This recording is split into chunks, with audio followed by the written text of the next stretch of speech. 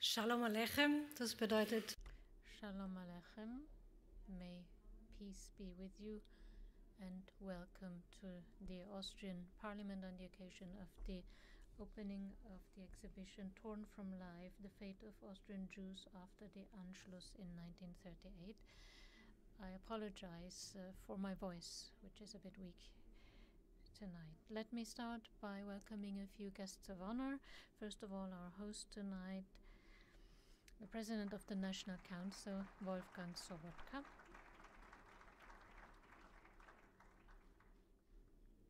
I would also like to welcome the Ambassador of the State of Israel, David Roth. It is my particular honor to welcome the Chairman of Yad Vashem, Dani Dayan, together with his wonderful team.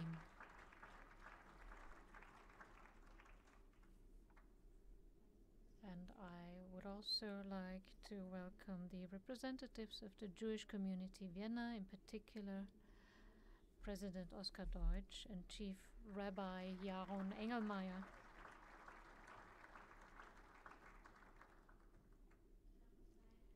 I would also like to mention two persons whom we will meet tonight. The curator of this exhibition, Michael Tal. And let me also welcome the great-grandson of the Finale family, Tobias Brossmann. He will also speak to us tonight.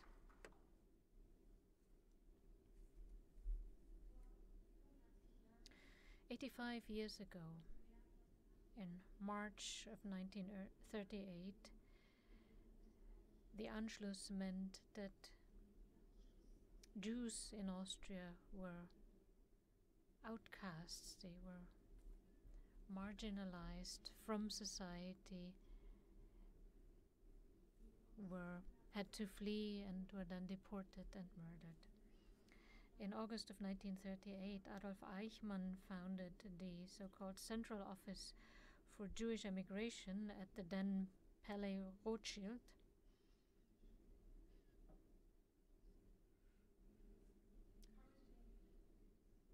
And looking for the right word in German, this was an initiative to encourage Austrian Jews to leave the country, to push them to emigrate.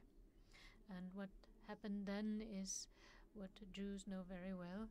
Sukkot is going to start tomorrow, which is the occasion for us to remember the time when Jews left the desert, and Jews went through this again and again, and also 85 years ago. Jews who left Austria were not able to take many things with them, only very light luggage usually, and everyone tried to just pick something that had a very special value to them, which would remind them of their homeland, of the life they left behind. Some of these objects then ended up in Yad Vashem, and these objects and artifacts are now shown in Austria, shown for the first time here, and these artifacts will also tell the story, the individual fates of those Austrians who had to leave Austria, and will give us an insight, a personal insight into the tragedy of the Shoah and the 200,000 Austrian Jews who had to leave the country, and the 6 million Jews who died. This exhibition is a product of the cooperation we've had with Yad Vashem since September 2022. We have organized a number of events and things together. The permanent exhibition at the Parliament Library, several events, and this is one of the measures we take to combat anti-Semitism. Over the last years, Parliament has done a lot in this area to fight anti-Semitism, to commemorate the Shoah and Holocaust, in order not to forget and in order not to repeat what has happened. All of this under the helm or under the leadership of the President of the National Council, Wolfgang Sobotka, who now has the floor. Ladies and gentlemen,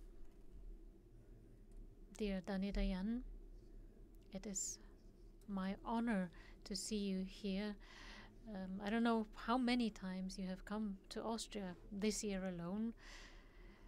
Ambassador, Madam Ambassador, who's sitting elsewhere, I think, dear Ossi, dear Jaron, I'm pleased to see that the Yad Vashem delegation has also been able to come here.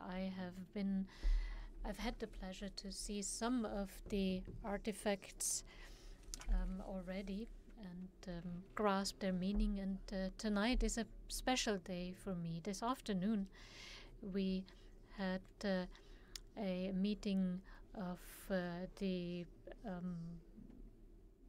committee of the Austrian National Fund, and we have also remembered the conference that we organized, which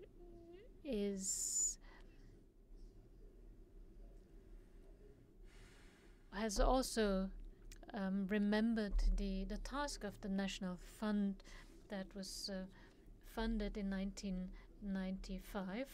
The president of the National Council, as it were, is the president or chairman of the National Fund.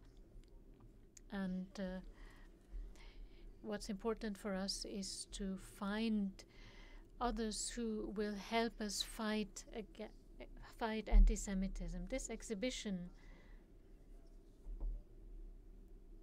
is just one part of the mosaic. I wouldn't say it's the final piece of the mosaic. It's just one little piece. The artifacts that are being shown here remind me of the first time I visited the Mauthausen concentration camp. At the time,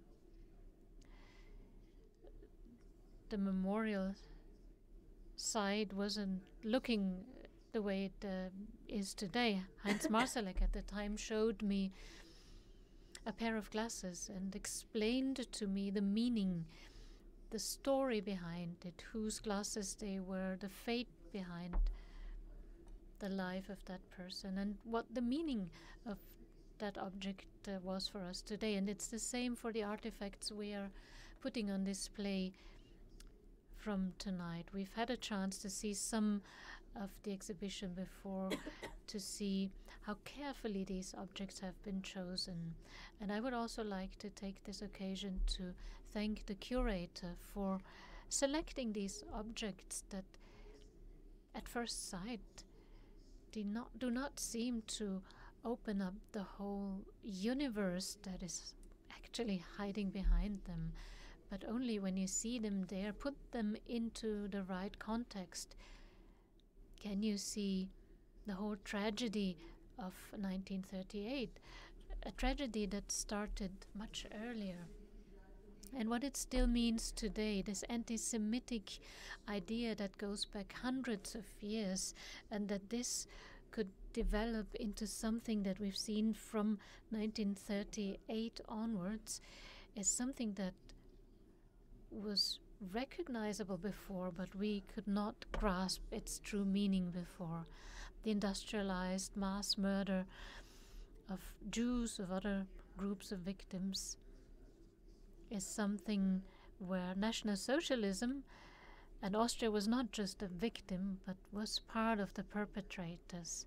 And so Austria had a very particular role in this, and Austria has to live up to this responsibility. And what better place is there to do that than the parliament that represents the entire republic? It is our responsibility that we have to live before the 9th of November 1938, when all this hate erupted during the night of the pogrom, something that was clearly visible even before in the attitude of people. And there was this unbelievable explosion and negative energy that, like a wave, covered our Jewish citizens. The Jewish community used to be a community of 200,000 people.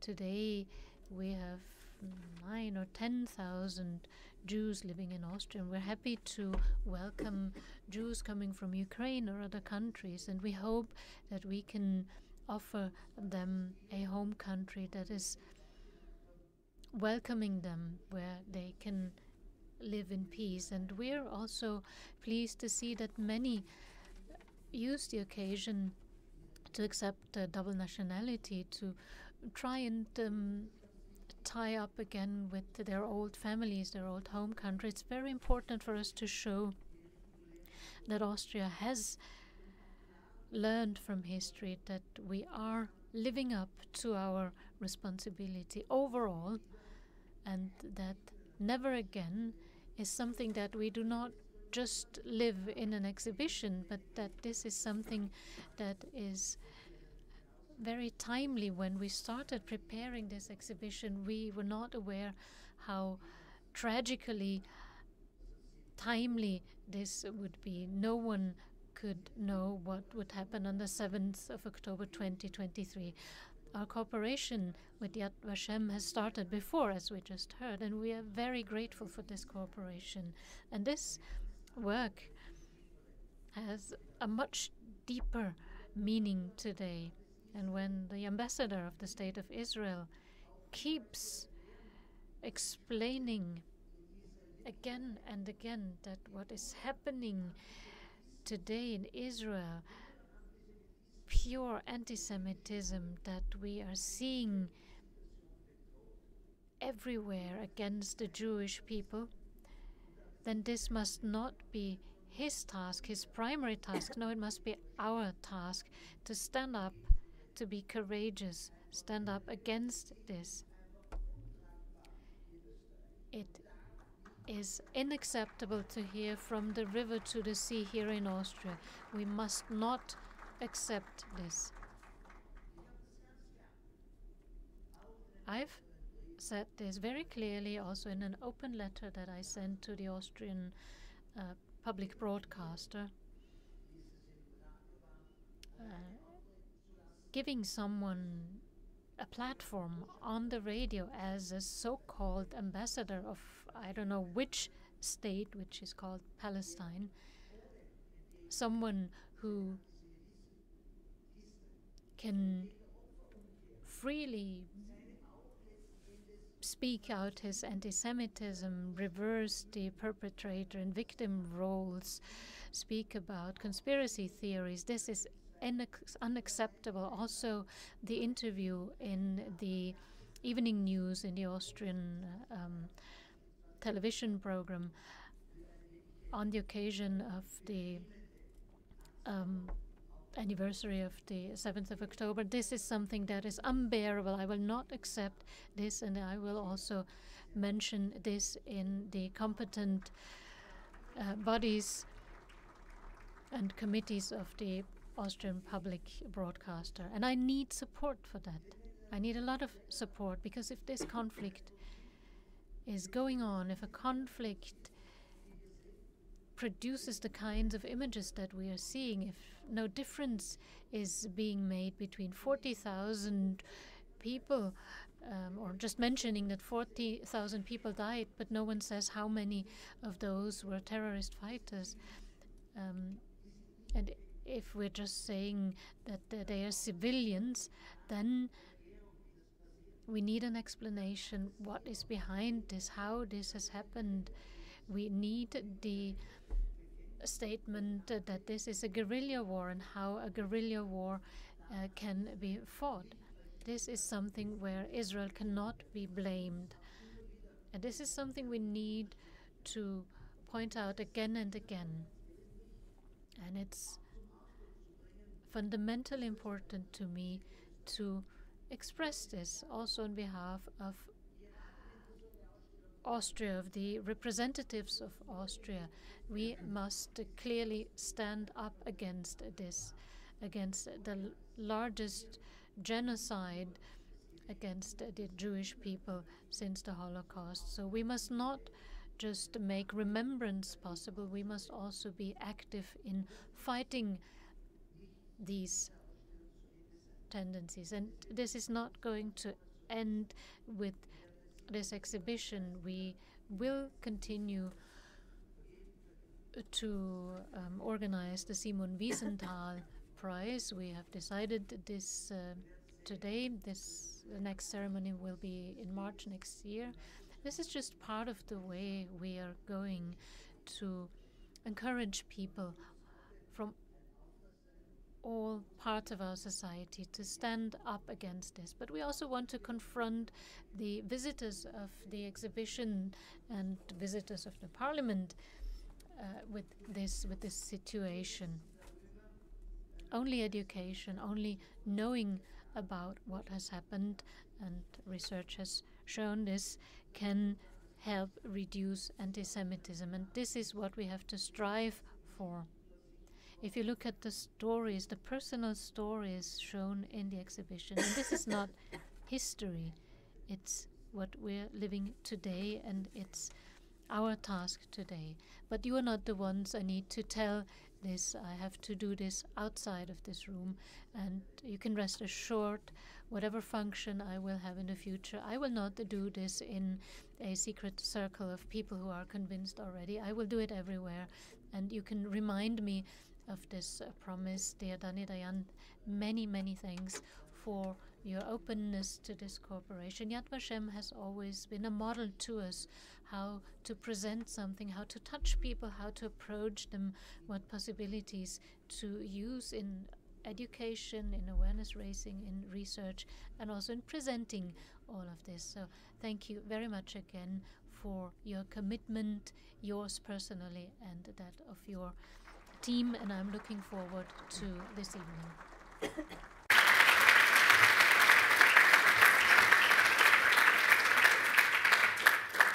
Vielen Dank, Herr Präsident.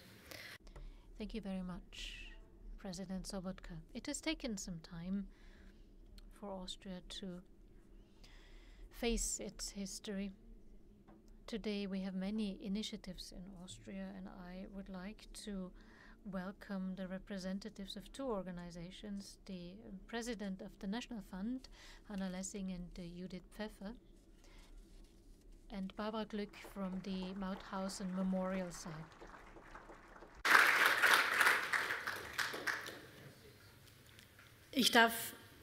Es gibt viele Personen, die man... There are many people who deserve our thanks, but let me just mention a few names. The Federal Chancellery, which also sponsored and supported this exhibition, the Federal Chancellor, Minister Edstadler, and Antonio Martino from the Department of Austrian Jewish Cultural Heritage. Many thanks to you. I would also like to thank the team of Yad Vashem. I cannot mention all the names, but let me thank in particular the curator, Michael Thal, the director of the Archive and Museum, Mary Schweid. Many thanks also to Mr. Rosenberg and Dr. Heim Gärtner for supporting our preparations for tonight. For the planning and design, and this is a very impressive job. It really seems that you get an insight into the lives of those people, and No Frontier was responsible for that, Silvia Seidel and her team. And on behalf of the Parliamentary Administration, let me mention the Department for Arts and Culture and their head, Gudrun Falun-Waldner. Many thanks also to you. Tonight we are opening a product that has been born as an idea 1.5 years ago. I saw an exhibition in Berlin, 16 objects or artifacts from Jewish families from the 16 German Länder, and we will speak about that with Michael Thal a bit later. We were not able to duplicate that exhibition since Austria's history is different from that of Germany. But before we do so, let me ask the chairman of Yad Vashem for his opening remarks.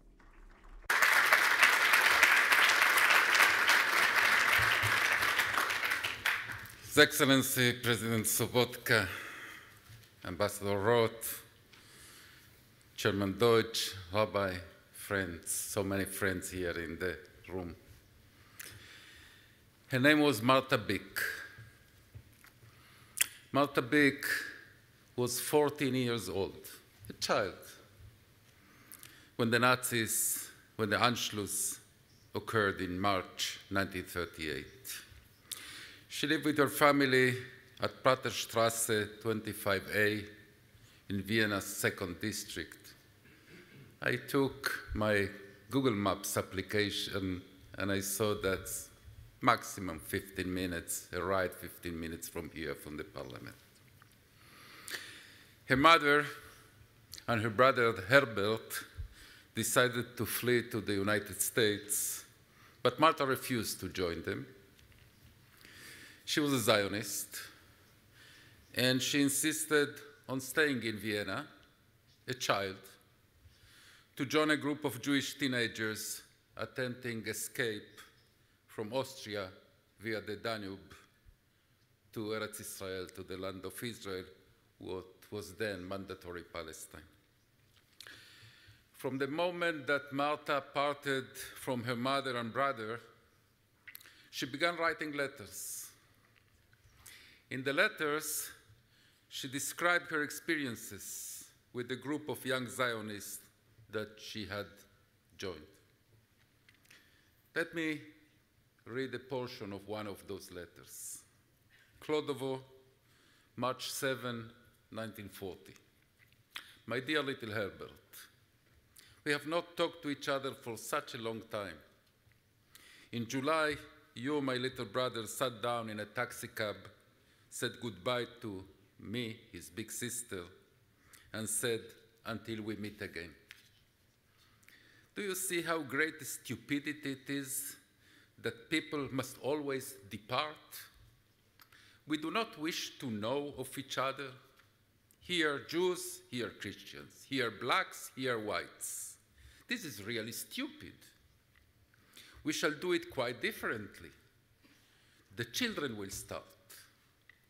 Don't you agree, Herbert, that it would be a good idea if all the children throughout the world,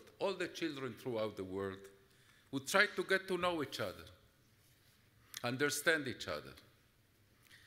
I think that in that case, we would never have war again. End of quote. Marta and her group sailed the Danube, but they were forced to stop in Yugoslavia, unable to continue their journey. Marta's dream of reaching Zion, the promised land, and changing the world from there was shattered. In April 1942, she was brutally murdered by the German Nazis in a gas van and a camp near Belgrade. Her sole crime was being Jewish. Marta's story is just one of the harrowing stories presented in the impactful and important exhibition that we inaugurate today with President Sobotka. The shared theme among the heroes of these stories is simply one, a simple common denominator. They all were Jews who lived in Vienna during the Anschluss. They had considered Vienna their home. No, Vienna was their home. Until one day, the lives and identities that they had nurtured in this city were abruptly cut off, and their lives were uprooted forever. The combined annals of these Jews represent not just the story of Austrian Jewry, they represent the story of Austria. When the Anschluss took place in March 1938, approximately 185,000 Jews lived in Austria, roughly 95% of them in this city, in Vienna. The once thriving livelihoods took a dramatic turn for the worse, seemingly overnight. Jews were humiliated, they were beaten in the streets, they were forced to clean streets with toothbrushes. We saw it, Rivka, in the anti-Semitism exhibition in the library, that photograph, crawling on their hands and knees. The windows of Jewish shops were marked with the Star of David, with the word Jude imprinted in the middle. Jewish children were expelled from Austrian public schools. Jews were not allowed to sit in the benches of the public parks. We will see a stool that one of them brought in order to be able to sit while visiting the park. These actions, my friends, these actions were committed by German and Austrian Nazis with the complicity of too many Viennese who supported both the Anschluss and the torment of the Jews. As Stefan Zweig, the famous Jewish Austrian writer, wrote before committing suicide out of despair of what happened to Europe. As he described, I thought that I had anticipated all the terrible things that would happen when Hitler's hate-fueled dream came true. But my ideas, indeed any imaginable human ideas, lagged far behind the inhumanity that discharged itself on 13th of March 1938. The mask came off. They did not just rob and steal, they gave free rein to every kind of private, vengeful instinct. What followed in Austria and throughout Nazi-occupied Europe during the very horrible years of the war and the Shoah is, of course, crucial to our shared remembrance culture. Given the duration, the magnitude, and the murderous ferocity of the Holocaust, one would have expected post-war Austria, post-war Austrian leaders, post-war Austrian citizens, post-war Austrian civil society to take responsibility immediately for their central role as willful perpetrators. But that was not the case.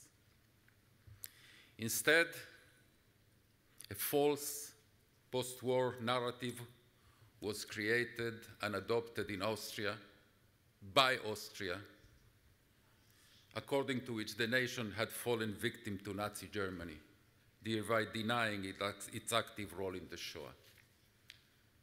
The first victim of Nazi Germany, they called themselves. Only over 40 years after the war did an Austrian re-evaluation of this narrative begin to take form. Protests and grassroots movements highlighted the necessity to grapple with uncomfortable truths about Austria's past and its complex and compelling legacy as a perpetrator, a full perpetrator of the Shoah.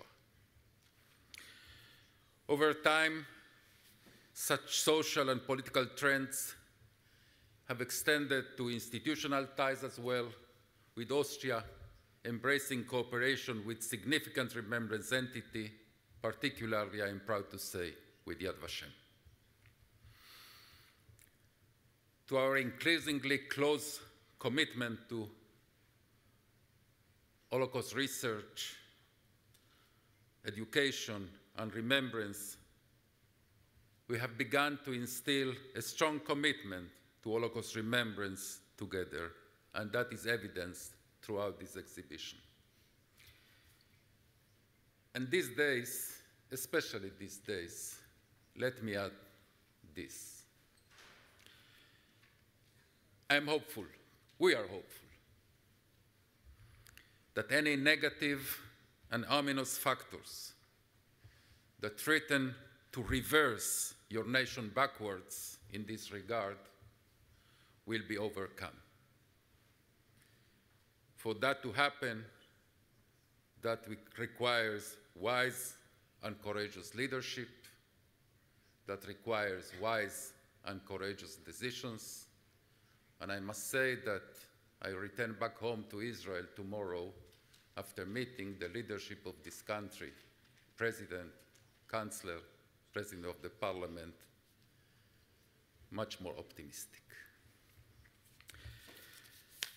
My friends, this exhibition is an effort, a joint effort of the Austrian Parliament and Yad Vashem with the support of the Office of the Chancellor.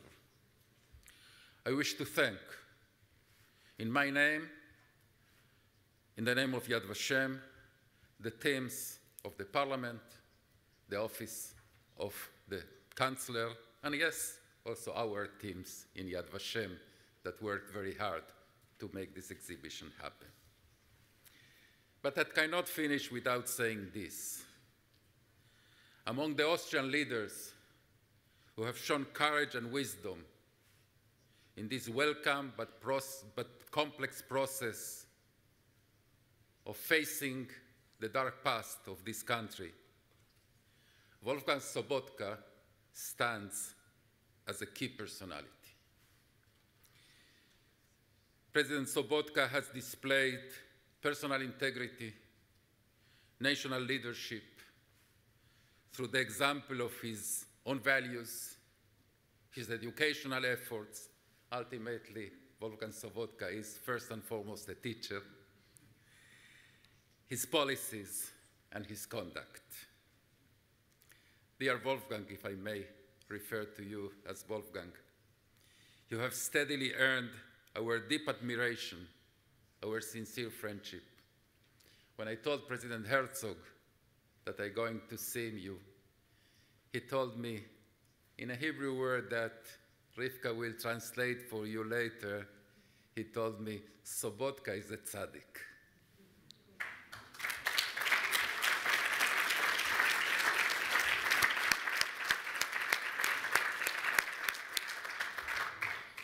President Wolfgang Sobotka has helped guide Austria to engage in accurate, fact-based dialogue about its past, and has gradually moved toward a more truthful narrative. I remember, President Sobotka, we stood together in Mauthausen, in the brink of the quarry, and you whispered in my ear how you used to bring your students, your pupils, to see the plays, the Stairs of Death, and to make them feel the empathy that they should feel as Austrians towards the victims. Your efforts, President Sobotka, honor the memory of individuals like Martha Bick and the multitude of other Jews who were persecuted and murdered during the Shoah. Exhibitions like the one we open here today by your initiative, help us remember them and cherish their value legacy and make this phrase, never again, not just a shallow cliche, but a reality. In Hebrew, we say, President Sobotka, Toda Rabba. Thank you so much.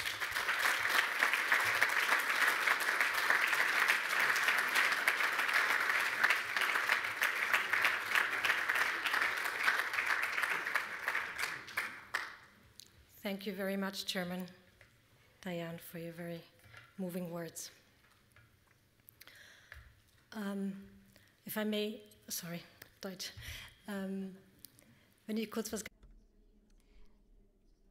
Maybe I could add a few personal words in connection with what Mr. Dayan just said.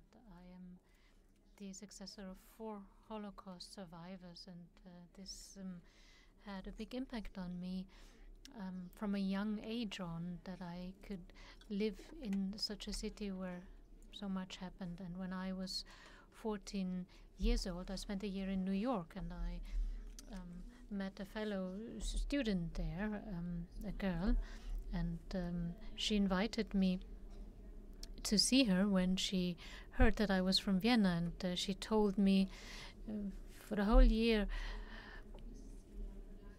stories about her life, and we continued to write each other letters for at least 10 years after that. And what I saw is that this feeling of having lost a home country has lived on, and she never wanted to give up her German language, and this was something that was passed on also to future generations. Let me now present the project Voice of Peace. They will play another piece of music to us, Voice of Peace. The name says it all. It's the voice of peace, hoping for peace. And we can also see this when we look at the musicians. An Israeli musician, Hem Zimbalista, who's the initiator of this group, Marwan Abado, a Palestinian musician and singer, renowned Austrian musicians Stefan Hecker and Erich Oskar Hütter,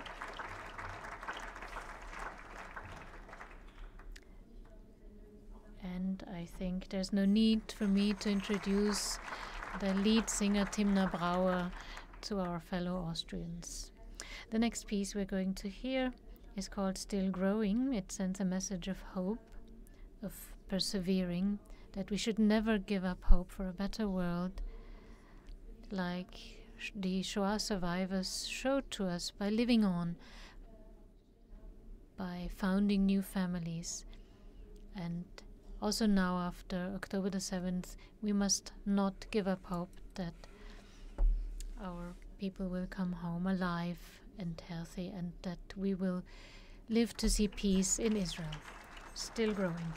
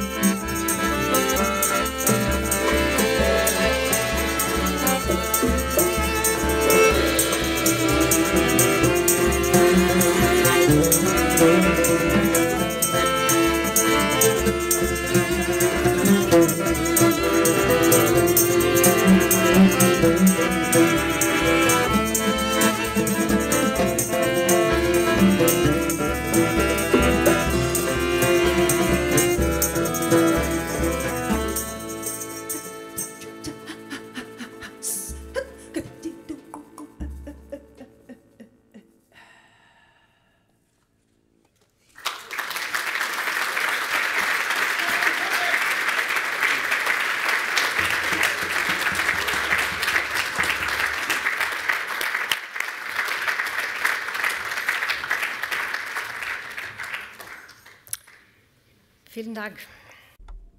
Thank you. The exhibition shows many faces, many names, and tells the stories, the individual fates of people. And tonight we have the possibility to hear from someone who will tell us about his own family's history, and we will also hear from the curator. Let me ask Tobias Grossmann and Michael Thal to join me here on the stage.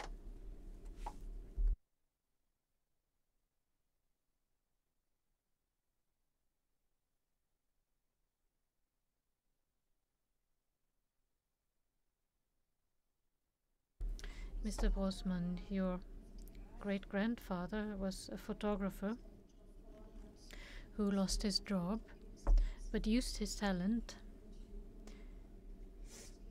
to re-educate Jews as photographers after the Jewish community in Vienna organized these vocational training courses for Jews who were willing to emigrate. He was an Austrian, a patriot, and his wife, your great-grandmother, and her 2 daughters managed to escape from Austria. He didn't. What can you tell us? Did you talk about this at home? Last night you told me that you remember your grandmother. Did she speak a lot about this, or would you rather not mention it? Did she speak about the past in Vienna? This was something that we spoke about at home. I remember many, many moments when my grandmother spoke about my great-grandfather, but also about her own story when they fled the country. My grandmother, Eva Finali, later Brosman, and her sister, Hanne, emigrated to England. For me, this was a topic that was always present in our family. And when I prepared for tonight's event, for sitting here in front of you and speaking about this, it was interesting to see when I spoke with my family that this was something that was present to different extents for all members of my family. A difficult topic for us as a family, when we try to find moments in which to speak only about this, in which to commemorate the past. For our great-grandfather, Richard Finali, there is no grave. There was no public recognition. There was nothing. He was just not existing anymore. He was gone, as if he had never been there. That's what some members of my family said. The first remembrance organized in Austria for my great-grandfather was one of the so-called Stolpersteine, one of the cobblestones that my grandmother Eva had to organize and pay for herself in 2010. And I think this shows quite well how emotional, how important this moment is tonight for us as a family, and also for myself, to have a place for once where we can speak openly and directly about the murder of my great-grandfather, where his dignity is given back to him. The dignity he was not given in his lifetime. And I would like to thank Michael and thank everyone who has made this possible for us to be here tonight and to be able to remember him also in this context.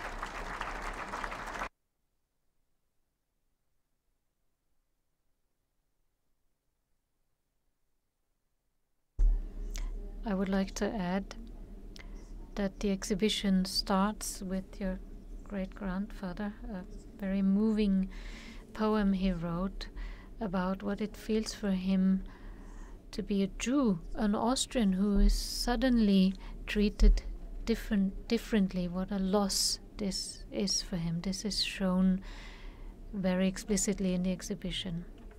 I would like to mention another person who was supposed to be here with us. Live from Israel, Dani, the granddaughter of Margit Weiner, was supposed to join us today and share memories and other thoughts that she had hoped to and things to bring along to tell her family story.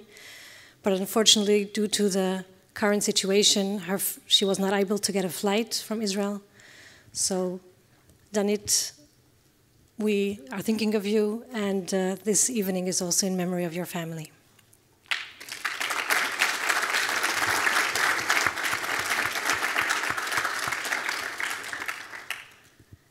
Michael, I'll turn to you.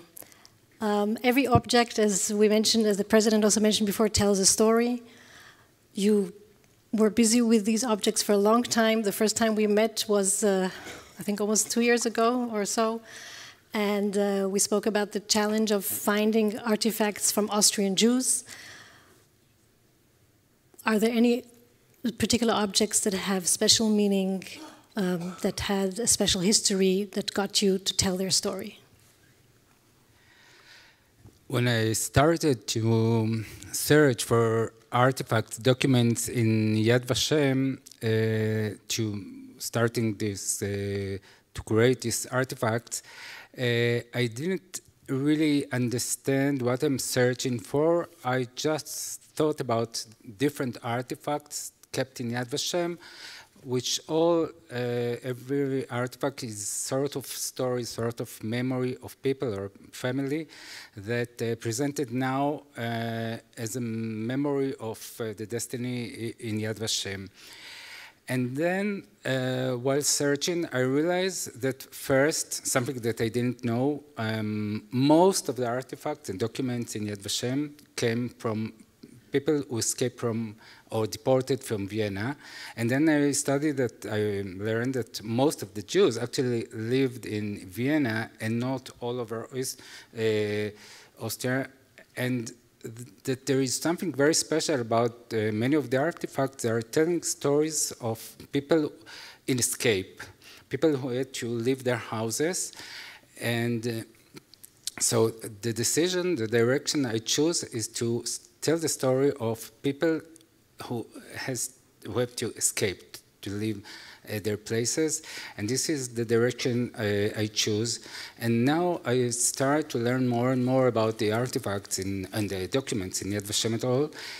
And the first artifacts I found, which was very, very interesting, was the photo album that the Jewish community arranged, or photos that show the operation of the Jewish community to let the people in Austria to learn new occupation so they can escape and immigrate with something to work with in the new country they are searching for. It was a very interesting album, but there was almost no information about the album and about the people who were the teacher who decided about this project, who are the students who were in this album. And so research started, and step by step, and more information raised up. And well, there were some information gathered about different teachers, about some students. And there was one little inscription in one of the photos that the teacher for photography was Finale. And we didn't know anything about Finale. And we didn't know who he was and didn't see any photo of him. And then the research started. Evgeny is here, he helps me a lot. And we had started contact with the family in Austria. And more information came to us, and it was really like finding suddenly a person which is very fascinating and has fascinating story. And then the family sent us photos, photo that of him and photo that he took. He was a brilliant photographer, and they sent us the song, the poem, which is you will see it in the opening of the exhibition. It was very touching, about a man who lost his homeland. And so more and more the story of this album and the story of the Finale became something that I'm relating to. And this was something very, very important for me from the rest of the artifacts in the exhibition. And later, I managed to meet the Finalis family, so it was really an important thing. I just want, if I can, to refer to another object. This was a small box that a girl received as a birthday present from her friends in the same affair. We call it the Kladovo Shabbat affair. Dani Dayan refers to where Marta Bick was also. I didn't know much about this story. It's a very, very tragic story of young, happy Zionist Jews from Austria who tried to escape on the Danube towards Eretz Israel. Many people did it, but this transport stuck in Yugoslavia for 18 years, and eventually most of them were murdered by the German people. I learned this affair again by researching for this exhibition, and then I met a family in Israel whom I met a woman that her mother was on this transport, and she was one of the 200 that survived, and she told me that she has something from this sailing of the Danube, and I told her, you know, Michal, there's nothing, no artifacts relating to this transport in Yad Vashem. So it's something that can be very, very strong and let people know more and more about this affair.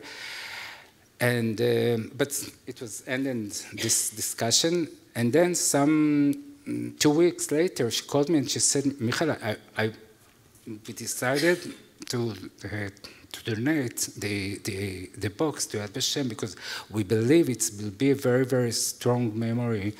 And so it was also, and we became friends, and so it was also very, very special case and special artifact for me. Yeah. So we can see that first of all, not every artifact was already in Yad Vashem, but came to Yad Vashem through you working on it, and every artifact brings a whole story with it and a whole tragic history. Ich switche Sie wieder auf Deutsch. Back to German. Tobias, the photographs that we're seeing in the exhibition were mostly given to Yad Vashem by your family, so they were not at Yad Vashem before. The poem I mentioned before also mentions this huge loss that your great-grandfather felt. Is there a message for today's world that relates to the tragic story of back then? I think that there are many and very sad messages that we will find in this poem, and we also heard about this in the opening statements. This is a highly political topic even today, and anti-Semitism is a major topic. In Richard's poem, you see very clearly how varied this person was. He was a patriot, he was a mountain climber, he fought in World War I, he fought in the Austrian resistance, he supported other Jews and helped them so they could leave the country and maybe find a job somewhere else in another country. But for him, there was no more possibility to find asylum. Any other country, Switzerland, Great Britain, the United States, they did not take in any more refugees, although they could have. And so his life ended in 1942. And I think this is also one of the messages you can read from his life, from his biography. One of the lessons you can learn. We need possibilities for people to get asylum. It's important not to rate them all the same, not to amalgamate them. We have to see the diversity, the stories behind the people. We have to give them a chance to flee, to escape to safe countries, such as Austria, if they are victims of political persecution. And I wish for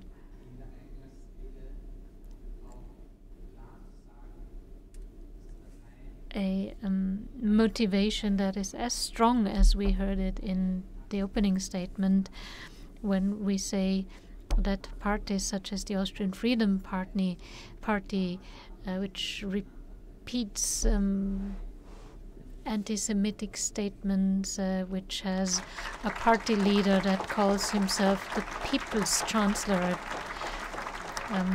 National Socialist, or a word used by the National Socialists, that this party will not be part of the next government.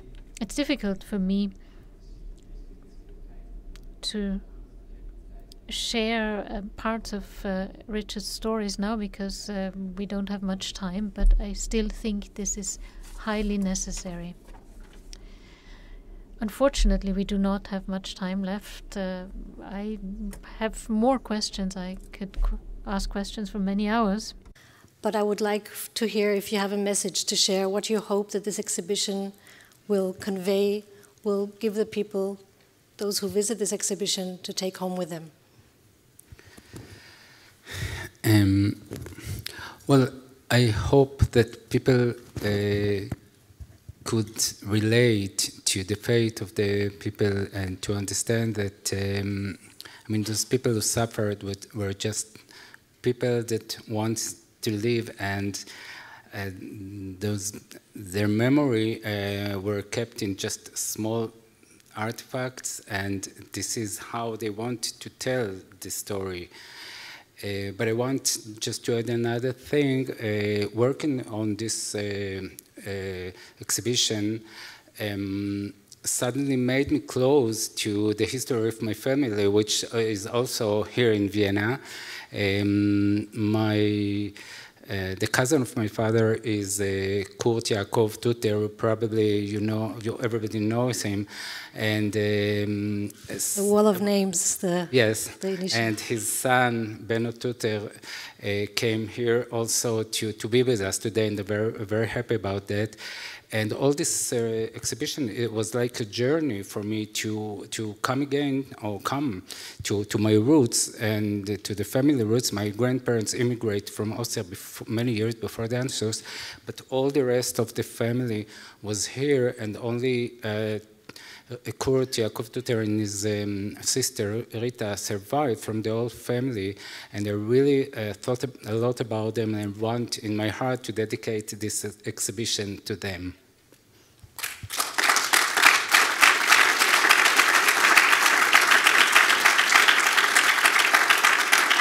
Thank you very much. Toda rabba. Vielen Dank. Meine Damen und Herren. Ladies and gentlemen, we are close to the end of this opening event. Before we can enjoy a final piece of music, let me say goodbye. Let me thank you all for being here in such great numbers, and let me share my hope with you that this exhibition will help to make sure that the stories of the lives of these people will continue. When you walk up the stairs, you will find signs that will guide you to the exhibition. There will also be a reception, a kosher reception, And let's now hear Voice of Peace for a last time. Fischere on the Street is what we will hear. It's the story of a young musician walking along the streets playing music, and we're returning to the beginning. It tells the story of the wandering Jew. Thank you.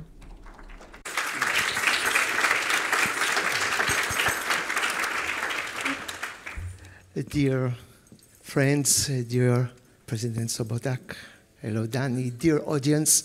First, thank you very much for inviting us to be part of this so important exhibition of Yad Vashem at the Parliament.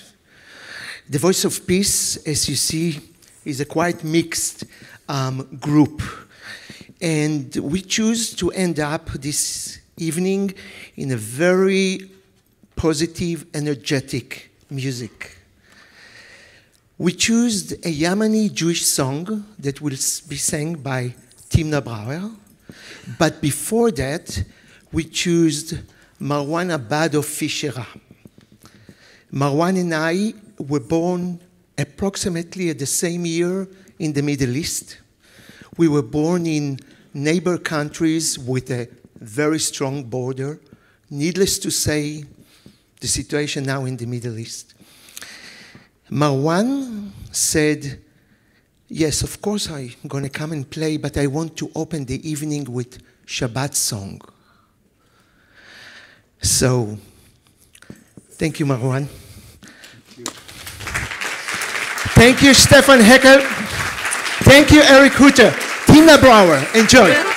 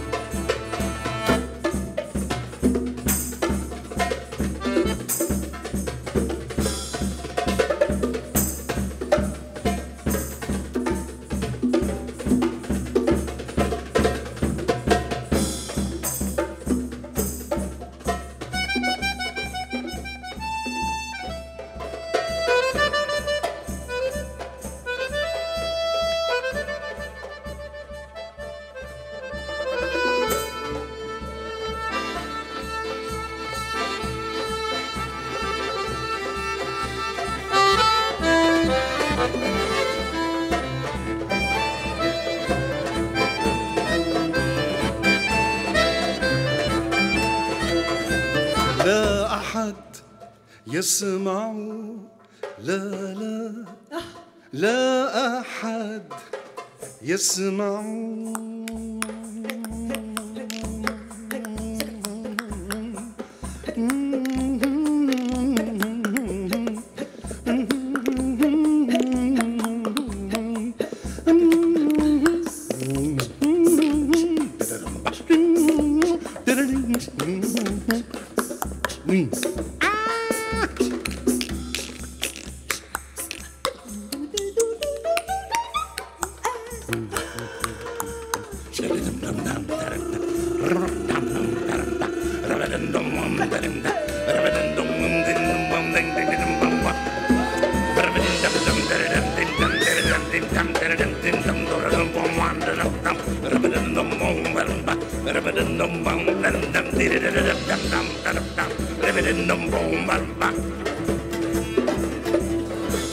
أرجل تتصابك تتصابك أرجل تتصابك تتصابك أرجل تتصابك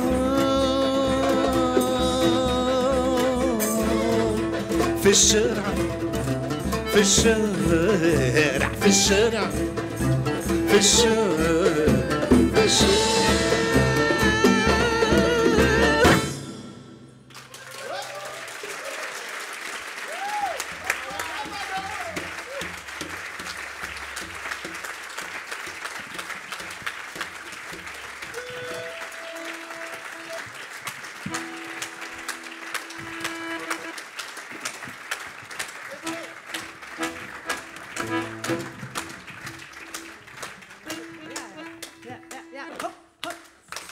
جبال سوبر آلی وانا سلتو جبال سوبر آلی وانا سلتو خوب آل بانت خالی وانا فهمتو خوب آل بانت خالی وانا فهمتو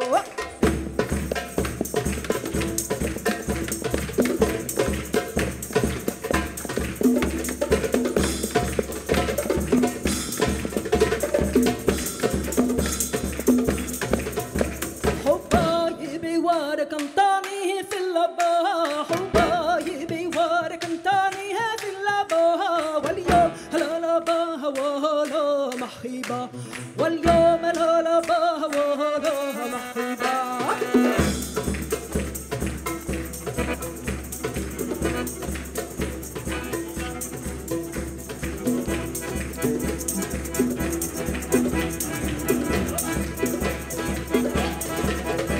يا شقلة تشاقي حبيبي يا شقلة تشاقي حبيبي لا تعشقي تمري ولا زبيبي لا تعشقي تمري ولا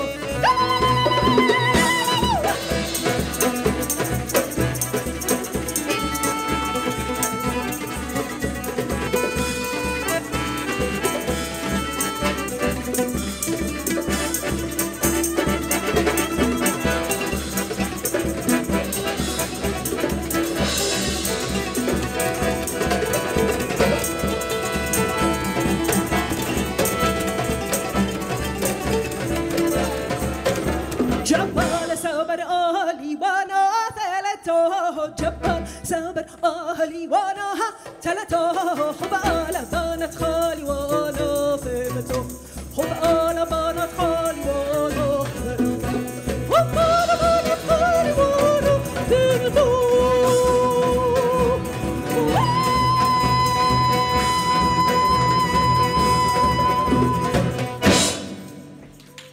Thank you very much.